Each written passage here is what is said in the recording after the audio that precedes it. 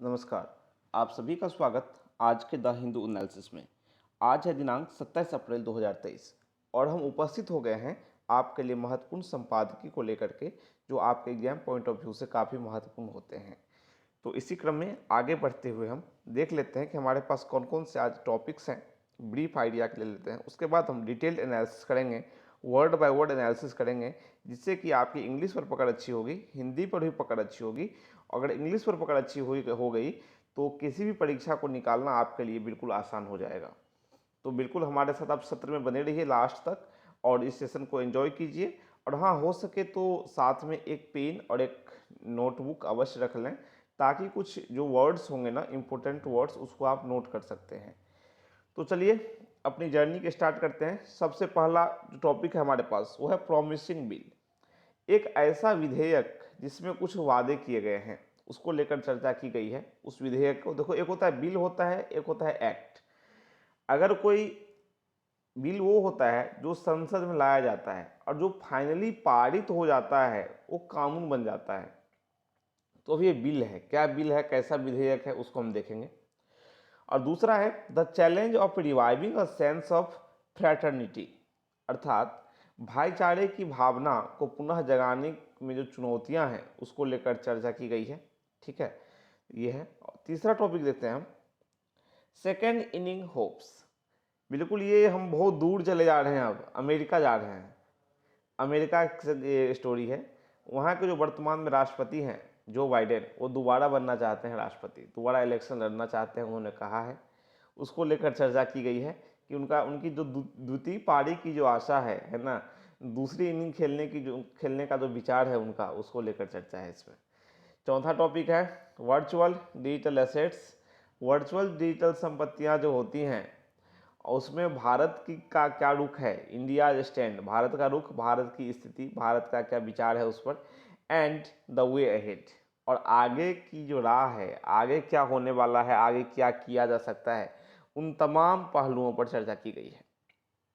तो ये हमारे 4 टॉपिक्स हो गए। तब एक काम करते हैं, हम अपने सर्वप्रथम टॉपिक की ओर मूव करते हैं और इसको वर्ड बाय वर्ड समझने का प्रयास करते हैं।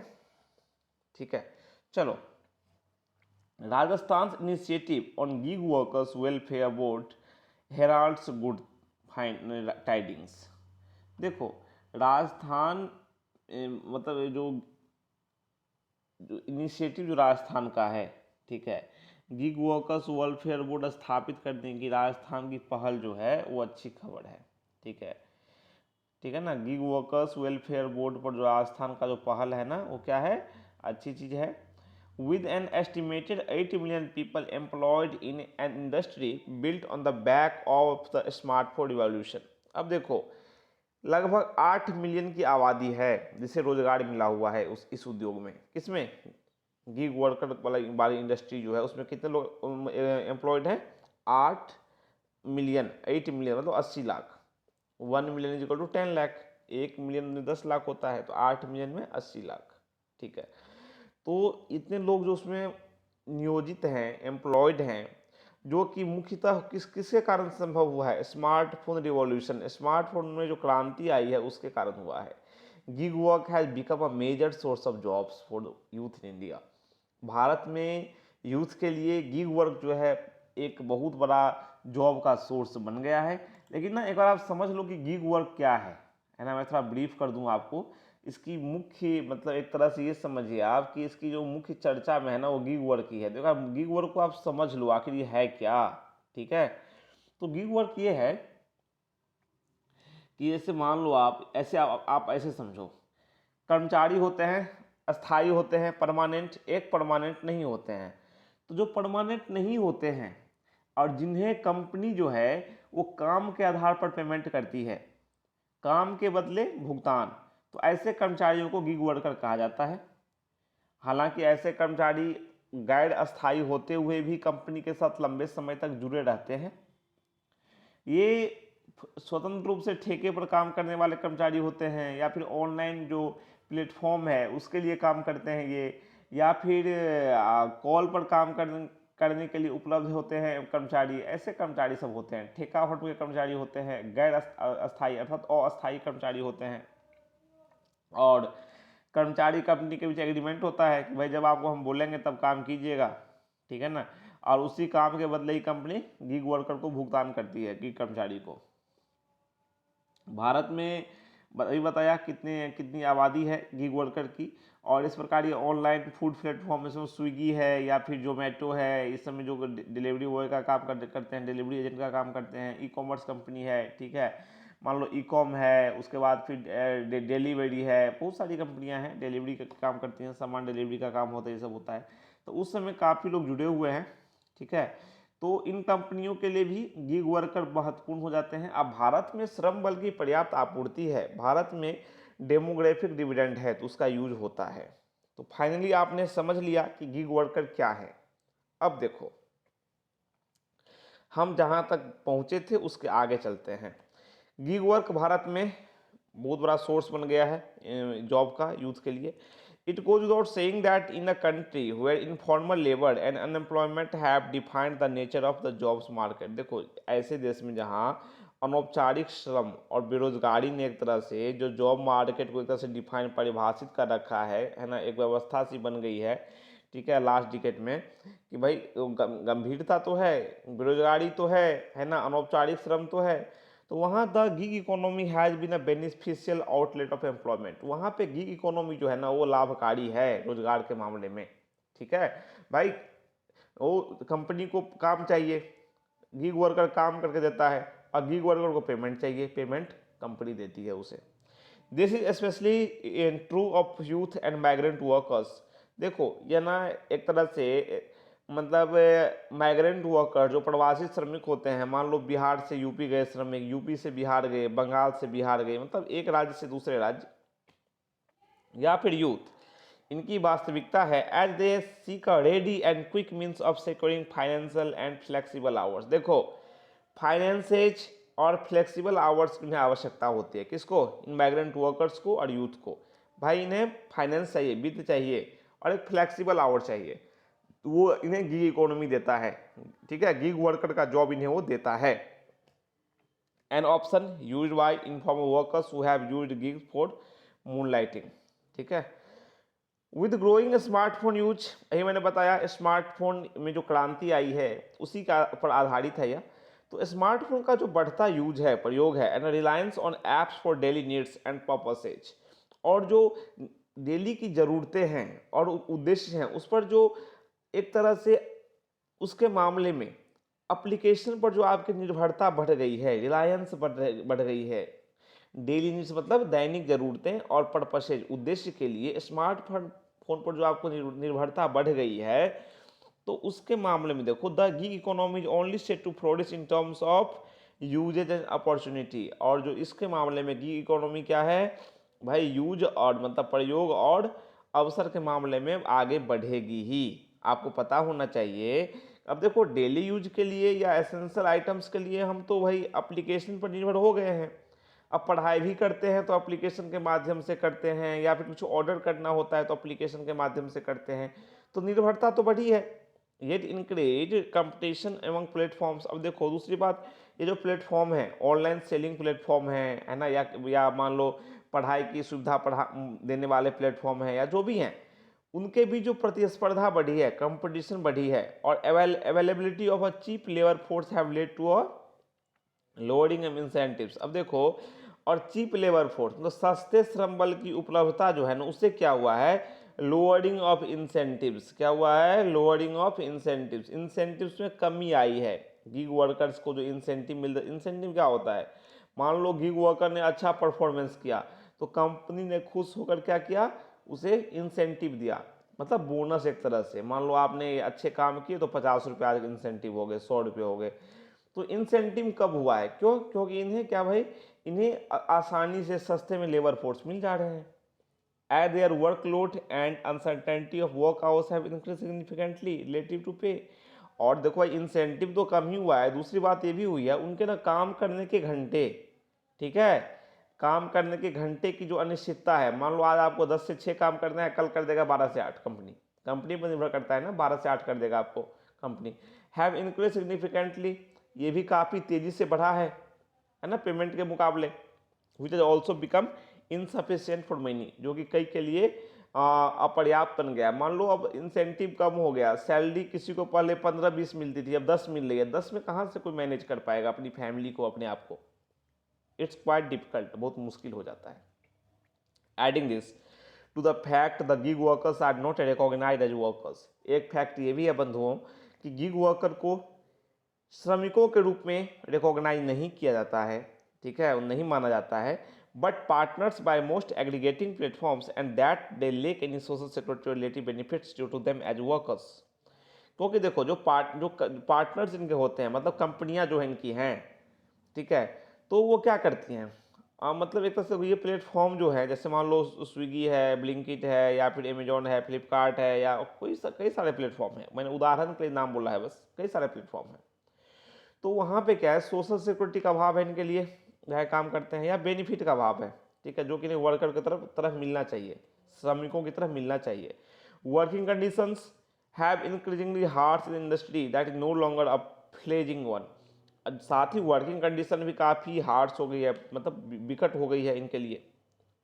इन पर दबाव होता है कि भाई डिलीवरी आपको जल्द से जल्द करनी है, भले ही ट्रैफिक हो, है ना, लेट हुए तो भी कंपनी सुनाएगी, कस्टमर भी सुनाएंगे, तो ये सब बातें हैं। This is now evident in growing flash strikes by gig workers. इसी कारण से गिग वर्कर्स के द्वारा स्ट्राइक के मामले देखे जा रहे हैं। हाल में ब्लिंकिट के मामले में स्ट्राइक देखा गया था, आप लोगों को याद होगा, ठीक है, ब्लिंकिंग के स्टोर पर हड़ताल कर दिया था कर्मचारियों ने। इस ब्लिंकिट ने कई कर्मचारियों को छुट्टी भी कर दी, तो ये मामला आया था, है ना। सीन इन दिस लाइट, इस मामले में देखते हुए द डिसीजन बाय, अब देखो डिसीजन लिया गया है इसी मामले को, इन्हीं बिंदुओं को देखते हुए डिसीजन लिया गया है राजस्थान द्वारा, ठीक है, then government to deliver a Rajasthan platform based gig workers registration and welfare bill 2023। एक बिल आया है, नाम है उसका Rajasthan platform based gig workers registration and welfare bill 2023 should be welcomed, और उसका स्वागत भी किया जाना चाहिए, जो सरकार बिल लेकर आई है, विधेयक लेकर।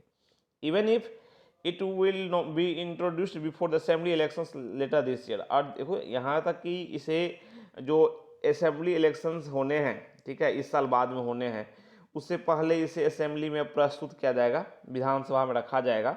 While the draft bill envisages और वेलफेयर बोर्ड, देखो ये जो बिल है, मसौदा विधेयक जो है, अब ये विधेयक रखा जाएगा उसमें सदन, उसमें मतलब विधायिका में, राजस्थान विधायिका में, विधानसभा में।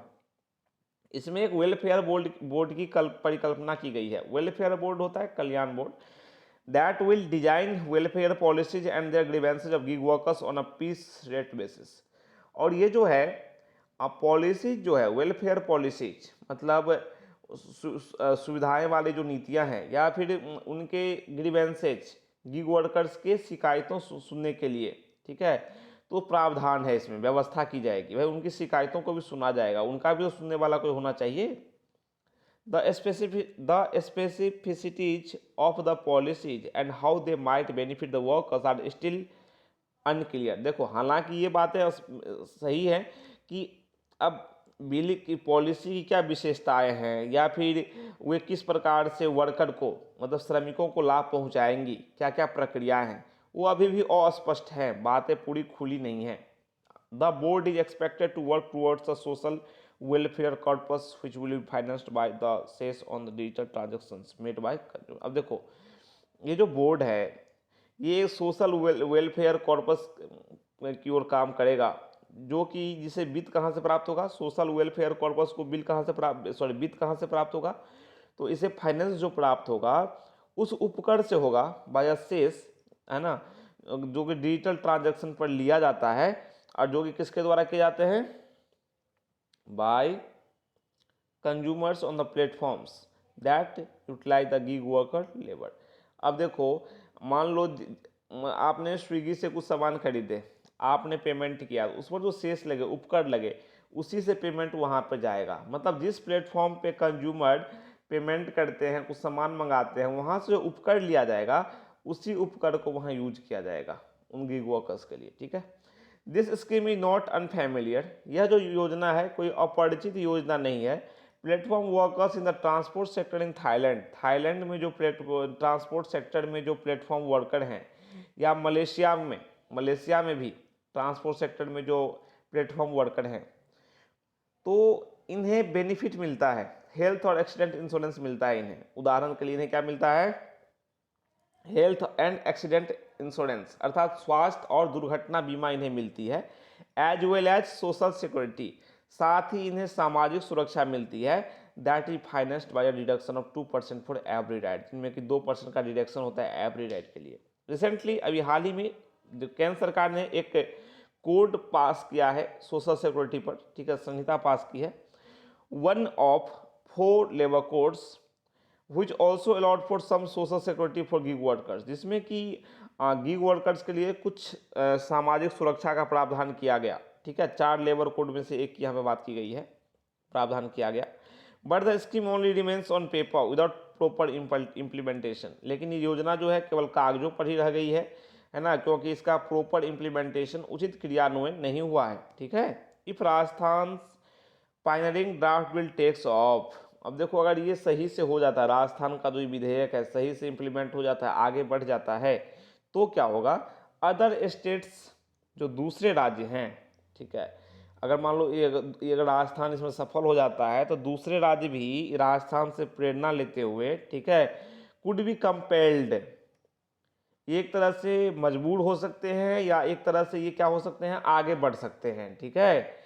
किस लिए, to utilise similar measures to ensure the welfare of gig workers, कि गिग वर्कर के जो वेलफेयर हैं, उनका जो कल्याण है, ठीक है, उनकी सुरक्षा सुनिश्चित करने के लिए, सामाजिक सुरक्षा सुनिश्चित करने के लिए, ठीक है, ये सिमिलर मेजर्स अपनाएं, ये राज्य भी इसी तरह के उपाय करें जैसा कि राजस्थान सरकार करने जा रही है। अगर ये राजस्थान सरकार की योजना सफल हो जाती है तो राजस्थान सरकार का विधेयक जो ड्राफ्ट बिल है अगर ये सफल हो जाता है तो, ठीक है, और होना भी चाहिए। मान लो कोई आपके लिए इतना मेहनत करता है, ठीक है, गिग वर्कर्स हैं, आपके लिए समय पर सामानों की उपलब्धता सुनिश्चित करते हैं, आपके लिए इस तरह से काम आते हैं, तो आपको भी इस प्रकार से उनके, एक तरह से सरकार को देखना चाहिए, प्लेटफॉर्म जो हैं, जिस प्लेटफॉर्म के लिए ये काम करते हैं गिग वर्कर्स, तो उन प्लेटफॉर्म्स को भी गिग वर्कर्स के बारे में एक तरह से देखना चाहिए, उनकी सुरक्षा सुनिश्चित की जानी चाहिए, उन्हें सामाजिक सुरक्षा दी जानी चाहिए, ठीक है, उन्हें सही से इंसेंटिव दिया जाना चाहिए, ठीक है, उन्हें आर्थिक आधार पर उनके पेमेंट से कटौती नहीं होनी चाहिए, इंसेंटिव नहीं काटा जाना चाहिए, आखिर उन्हें भी तो अपना मैनेज करना है, लाइफ को मैनेज करना है, ठीक है। तो राजस्थान सरकार का ये बिल, जैसे कि मैंने चर्चा किया, आप सभी ने समझा और भारत में गिग वर्कर्स की स्थिति को भी आपने समझा, ठीक है। तो आशा है कि आपको इस समझ में आया होगा। देखो डेली 3 से 4 टॉपिक्स होते हैं, 2-3 उसमें से पढ़ने वाले होते हैं, हालांकि एक राजनीतिक भी हो सकता है, तो 2-3 तो पढ़ने वाले होते ही हैं, उसमें से एक को तो मैंने वर्ड बाय वर्ड डिस्कस कर दिया, बता दिया, आशा है आपको समझ में आ गया होगा। बाकी 1 से 2 को आप क्या करें, थोड़ा स्टडी करें, उसे समझें, और हालांकि कहीं कोई समस्या हो, किसी प्रकार की डाउट हो तो हमें कमेंट सेक्शन में अवश्य बताएं, अपने विचारों से तो हमें अवश्य अवगत कराएं। आपके सुझाव हो सकते हैं, आपकी टिप्पणियां हो सकती हैं, आपकी प्रतिक्रिया हो सकती है। अगर कोई प्रतिक्रिया हो, किसी प्रकार का सुझाव हो तो हम उसे अवश्य जानना चाहेंगे, ठीक है। तो फिर कल मिलते हैं नए टॉपिक के साथ, नए सत्र में कुछ नई बातों के साथ।